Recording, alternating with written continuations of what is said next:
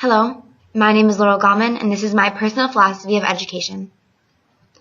As a future educator, I believe the first step to being a successful teacher is building a relationship with your students. If you have a relationship with your students, teaching a student will become much more effective and flow much easier. My personal philosophy of education is heavily based upon John Dewey's theory of progressivism.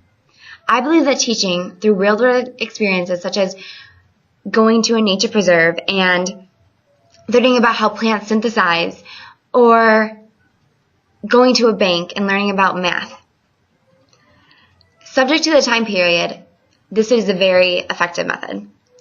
While progressivism works very well, as a future educator, I believe that combined with Howard Gardner's theory of multiple intelligences will allow it to become the most effective method.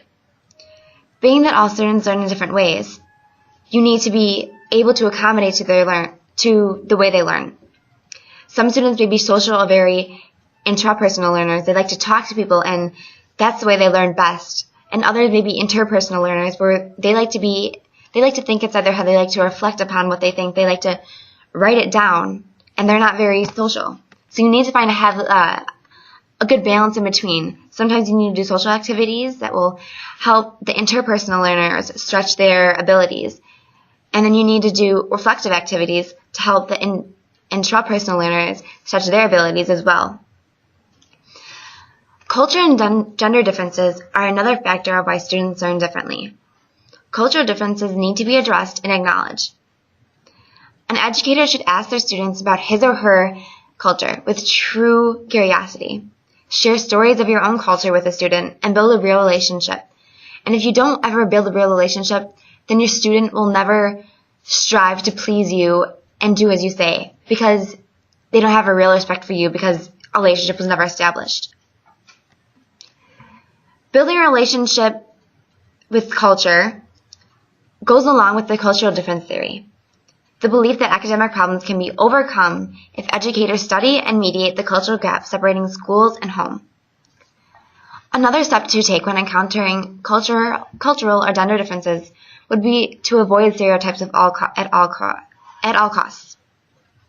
If you do not avoid stereotypes, the students will not respect you because they think that you are the same as every other generic person who thinks that all of their people are the same.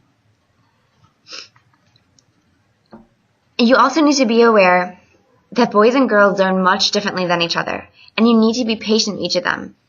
You need to learn to accommodate to how they learn. Some girls may learn faster than boys, some boys may learn faster than girls. No matter where you go, you are going to encounter students, and they are never going to learn the same way. As an educator, you need to learn to challenge yourself so you can teach each of your students effectively. And that is my philosophy on education.